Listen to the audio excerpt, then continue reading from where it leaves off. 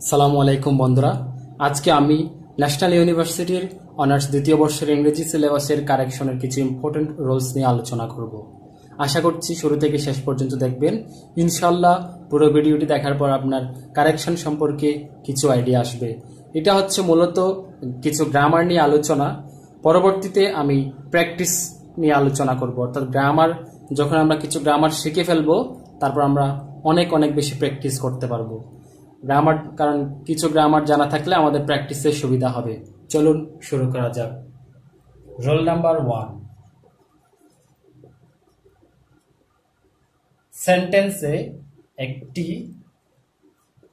সেন্টেন্সে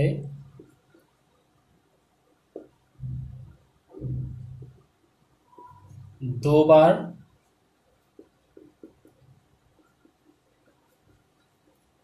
ইন্টারোগেটিভ হয় না, অর্থাৎ প্রথম সেন্টেন্সটি যদি ইন্টারোগেটিভ হয়, প্রথম সেন্টেন্সটি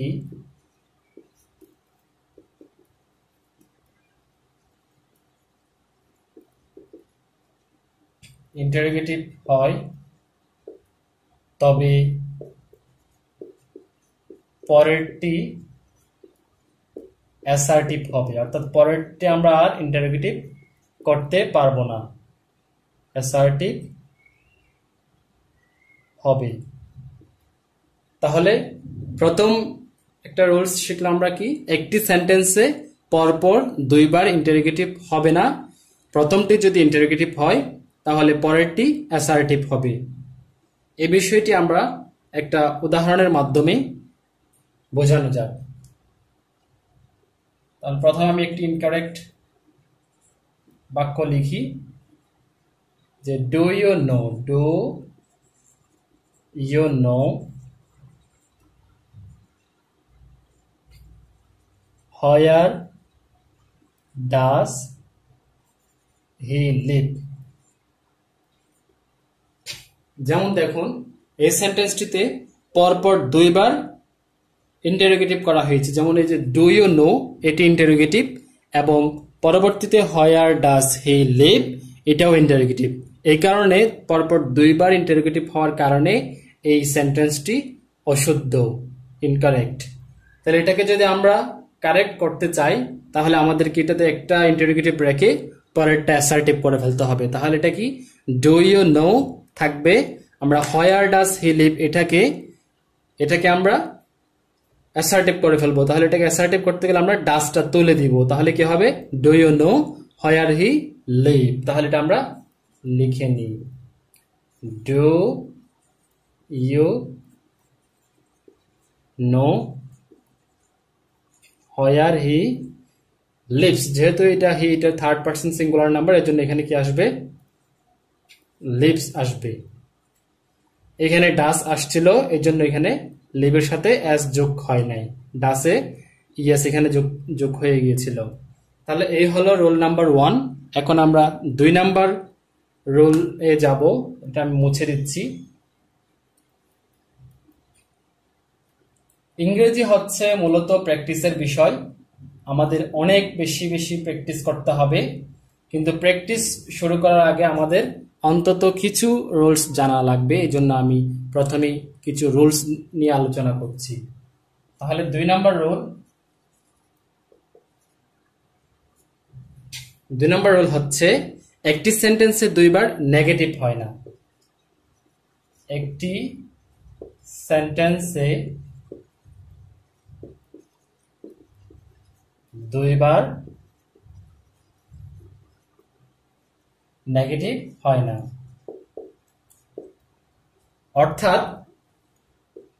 অর্থাৎ যদি কোনো সেন্টেন্সে নেগেটিভ ওয়ার্ড, কোনো সেন্টেন্সে যদি নেগেটিভ ওয়ার্ড যেমন আনলেস, আমরা সাধারণত কিছু শব্দ নেগেটিভ অর্থ প্রকাশ করে এরকম জানি।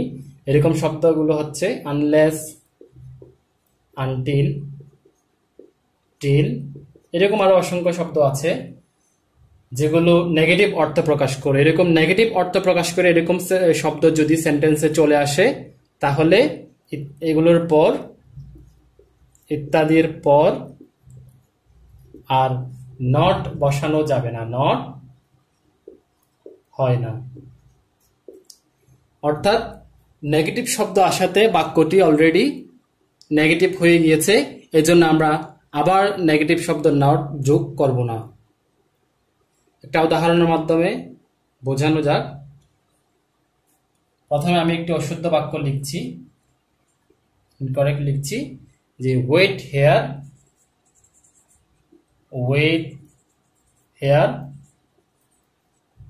Until I do not come, I do not come. এখানে দেখুন ওয়েট হেয়ার আনটিল মানে অপেক্ষা করো যতক্ষণ না পর্যন্ত, আই ডু নট কাম আমি না আসি, মানে এখানে যতক্ষণ না পর্যন্ত এটা নিজেই একটা নেগেটিভ শব্দ এবং এটার পর আবার একটা নট যুক্ত করা হয়েছে। তাহলে এখানে না না দুইবার হয়ে যাচ্ছে, অর্থাৎ নেগেটিভ শব্দ দুইবার ইউজ করা হয়েছে, এই জন্য এটা এই বাক্যটি অশুদ্ধ। এটাকে যদি আমরা শুদ্ধ করতে, সঠিক করতে চাই, তাহলে কি হবে? তাহলে আমাদের ওই শেষের নটটি তুলে দিতে হবে। তাহলে কি হবে? Wait here until I come. Till দিয়েও হবে, এটা আমরা চাইলে টিল দিয়েও করতে পারি।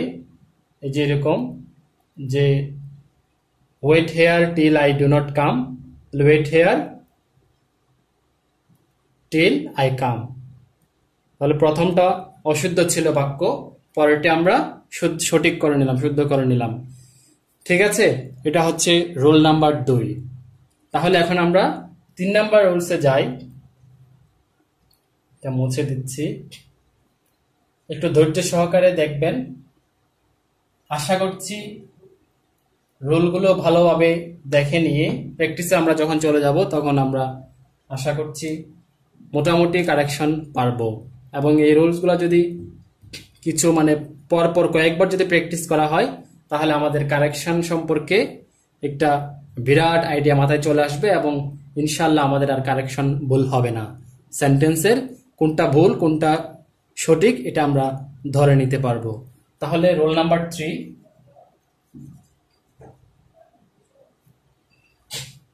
রুল নাম্বার 3 হচ্ছে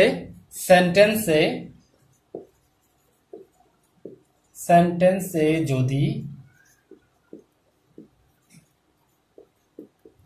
সাবজেক্টের পূর্বে যদি এই যে এরকম একটা শব্দ আসে, শব্দটার নাম কি? Many a. মেনি এ যদি আসে, যদি থাকে, তবে আমরা সাবজেক্টটিকে থার্ড পারসন সিঙ্গুলার নাম্বার করব। থাকে তবে সাবজেক্টটি থার্ড পারসন সিঙ্গুলার নাম্বার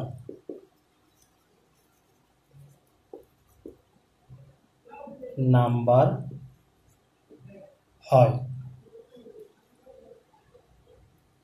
এবং ভার্বও সিঙ্গুলার হবে, এবং ভার্ব যেটি থাকবে ওটিও ভার্বও সিঙ্গুলার হবে।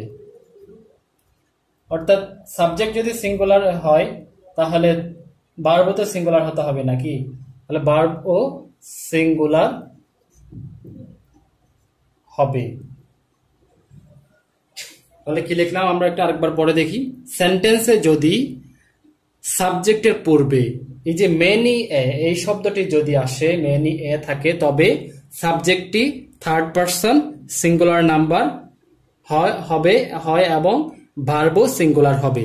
তাহলে একটি উদাহরণের মাধ্যমে বিষয়টি বোঝানো যাক। তাহলে আমরা প্রথমে একটি অশুদ্ধ বাক্য লিখি। যে অশুদ্ধ বাক্যটি কি? মেনি এ, তারপরে যে বয়েস, মেনি এ বয়েস ওয়ার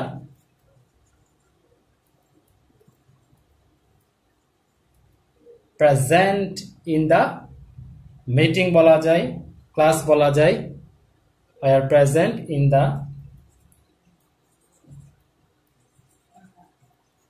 ক্লাস।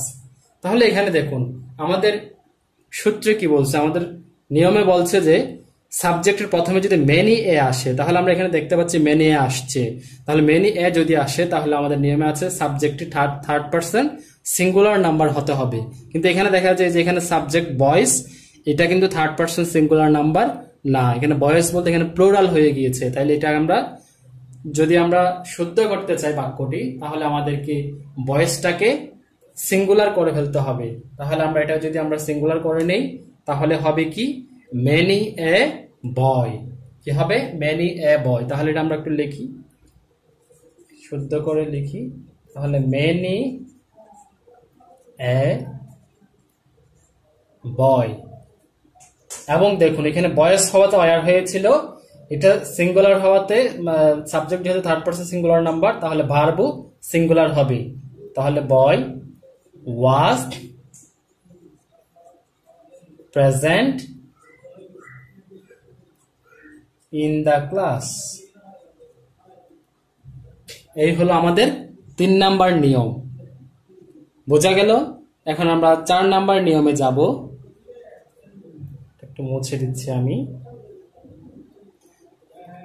আমার তাড়াহুড়ার কারণে আপনারা যদি কোনো নিয়ম যদি বুঝতে অসুবিধা হয় তাহলে নিচে কমেন্ট বক্সে জানাতে পারেন, এবং কোনো আপনারা যদি পেছনে ব্যাক দিয়ে যদি দেখেন তাহলে সূত্রটি আপনারা দেখতে পারবেন। যেহেতু আমি এখন মুছে দিছি, তাহলে আগে গিয়ে স্ক্রিনশট দিয়ে আপনারা সূত্রটি দেখে নিতে পারবেন। আচ্ছা, তাহলে এখন আমরা roll number 4, roll number 4 4 number roll হচ্ছে কি সাবজেক্টের নাম্বার অনুযায়ী তার পসেসিভ হবে। সাবজেক্টের নাম্বার অনুযায়ী, লেখা বোঝা যাচ্ছে? আশা করছি বোঝা যাচ্ছে। সাবজেক্টের নাম্বার অনুযায়ী তার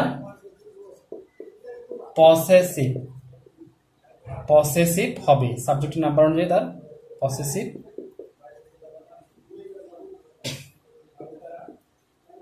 হয়। তাহলে এখন আমরা এখানে এটা আশা করি বুঝে গিয়েছি। এখন আমরা উদাহরণের মাধ্যমে বোঝানো যাক, কারণ এটা একটা কথা, এখানে বিস্তারিত বলার কিছু নেই। সাবজেক্টের নাম্বার অনুযায়ী, অর্থাৎ নাম্বার যেটা হবে ওইটা অনুযায়ী আমরা পসেসিভ ইউজ করব। তাহলে একটা উদাহরণের মাধ্যমে বোঝানো যাক। প্রথমে আমরা একটা অশুদ্ধ বাক্য লিখি, যেমন রহিম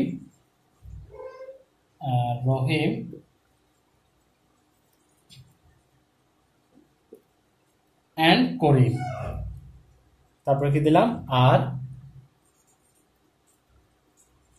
অ্যাটেন্টিভ, ঠিক আছে, টু হিজ লেসনস। তাহলে কি লিখলাম? Rahim and Karim are attentive to his lessons. তাহলে এই বাক্যটিতে পসেসিভ কোনটা? আমরা এখানে দেখতে পাচ্ছি, আমরা পসেসিভ চিনি, এই যে এটা হচ্ছে পসেসিভ। তাহলে এখানে সূত্রে আমাদের বলছে যে কি সাবজেক্টের নাম্বার অনুযায়ী। তাহলে এখানে একটা বিষয় আমরা খেয়াল করি, যদি আমরা রহিম এবং করিম, তাহলে দুইজন, ঠিক আছে। তাহলে এটা যদি আমরা অর্থ করি তাহলে হবে কি রহিম এবং করিম পাঠে মনোযোগী, তাদের পাঠে মনোযোগী ছিল, এরকম হইতে হবে। হ্যাঁ, তার পাঠে বললে একজনকে বোঝাচ্ছে, দুইজনকে বোঝাচ্ছে না। এই জন্য আমরা এটা হিজটাকে, ওই হিজটা অশুদ্ধ, আমরা এটা নাম্বার অনুযায়ী, এটা যেহেতু প্লুরাল এই জন্য আমরা এটাকে প্লুরাল করে ফেলবো। তাহলে এটা কি হবে কি হিজটা দেয়ার হয়ে যাবে। তাহলে এটা আমরা শুদ্ধ করি, করলে কি হবে Rahim and Karim are attentive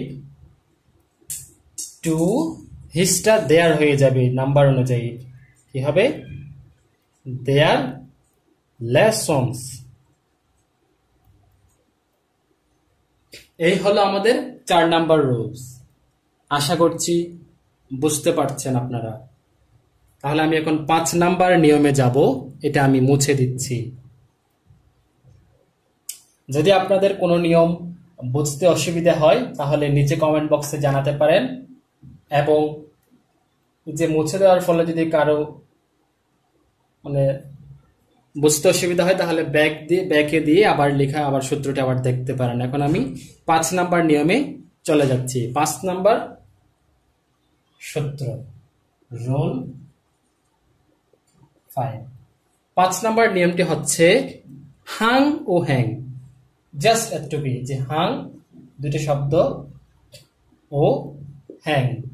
এখন আমাদের এই সূত্রটি জাস্ট দুটো শব্দের অর্থ বুঝতে হবে। আমরা যদি অর্থ জানি তাহলে এই সূত্রটি আমরা সহজে বুঝে নিতে পারবো। এখন দেখুন, হাং এর অর্থ কি, হ্যাং এর অর্থ কি। আমরা শব্দ দুটির অর্থ লিখে নিই বোঝার সুবিধার্থে। হাং, হাং অর্থ হচ্ছে টানানো বা ঝোলানো। হাং এর অর্থ হচ্ছে কি, কোনো কিছু টানানো, টানানো বলা যায় বা টাঙানো বলা যায়। টানানো লিখি আমি, টানানো বা ঝোলানো। ঝোলানো বানানটা কোন রকম, এই যে এইরকম হবে,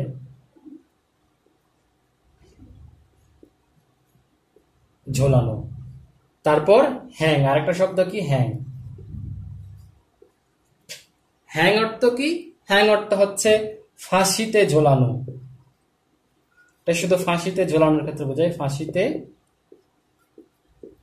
ঝোলানো। তাহলে হাং ও হ্যাং এর মধ্যে পার্থক্য আমরা বুঝলাম, যে হাং অর্থ হচ্ছে কি টানানো বা কোনো কিছু টানানো বা ঝোলানো, এবং হ্যাং অর্থ হচ্ছে কি ফাঁসিতে ঝোলানো। এবার আমরা জাস্ট এতটুকু, এটাই হচ্ছে একটা নিয়ম। এবার আমরা উদাহরণের মাধ্যমে বোঝানো যাক বিষয়টা। এখন আমরা একটা ইনকারেক্ট বাক্য লিখব। যেমন আমরা যদি লিখি হি, যদি লিখি he hanged the shirt, he hanged the shirt on the wall. তাহলে এই বাক্যটিতে কি ভুল হয়েছে একটু ভেবে দেখুন তো, বুঝতে পেরেছেন? He hang the shirt on the wall, আমরা হ্যাং অর্থ কি বলছিলাম, ফাঁসিতে ঝোলানো। এখন দেখো বাক্যটি অর্থ করলে কি, সে শার্টটি দেয়ালে ফাঁসিতে ঝুলিয়েছে, এরকম। শার্টকে কি ফাঁসি দেওয়া যায়? তাহলে এই বাক্যটি অশুদ্ধ। তাহলে এটা আমরা শুদ্ধ করলে কিরকম লিখতে হবে? শুদ্ধ করলে আমাদের লিখতে হবে, হ্যাংটাকে আমরা পাল্টে দিব। কি লিখবো? হি হাং লিখবো, হি Hang the shirt on the ওয়াল। তাহলে এটা অর্থটা মানানসই, যে হি Hang the shirt on the ওয়াল, সে শার্টটি দেয়ালে ঝুলিয়ে রাখলো, বা হ্যাঁ দেয়ালে ঝুলিয়ে রাখলো। তাহলে এই বাক্যটি অর্থ শুনে আমরা সন্তুষ্ট পেলাম। তাহলে এই জন্য এই বাক্যটি এখন সঠিক। এবার যদি হ্যাং দিয়ে যদি একটি উদাহরণ দেওয়া যায়, তাহলে হ্যাং দিয়ে আমি একটা উদাহরণ দিই, এটা মুছে দিই যেহেতু জায়গা কম।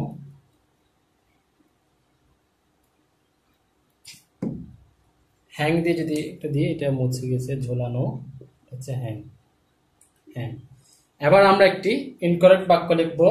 এটা হচ্ছে হ্যাং এর উদাহরণ। দেখুন, যদি লিখি আমরা হি ওয়াজ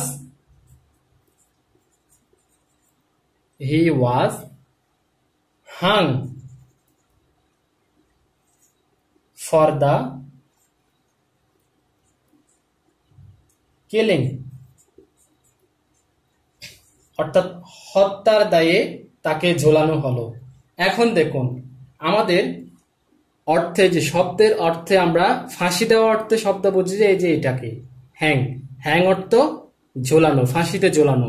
তাহলে আমরা যদি এখানে HUNG লিখি, এই হাংটা যদি আমরা লিখি তাহলে এটা অশুদ্ধ হবে। তাহলে আমাদের লিখতে হবে কোনটা? এটা লিখতে হবে। তাহলে আমরা শুদ্ধ করে এটাকে লিখব হি, আলটিমেটলি দেখুন হি ওয়াজ, এটা কি হয়ে যাবে, হাং, এটা কি হয়ে যাবে, হ্যাং হয়ে যাবে। He was hanged for the, ultimately এটা হাংটা হ্যাং হয়ে গিয়েছে, এবার ফর দ্য কিলিং। আশা করছি আপনারা সবাই হাং ও হ্যাং এর মধ্যে পার্থক্য বুঝতে পেরেছেন।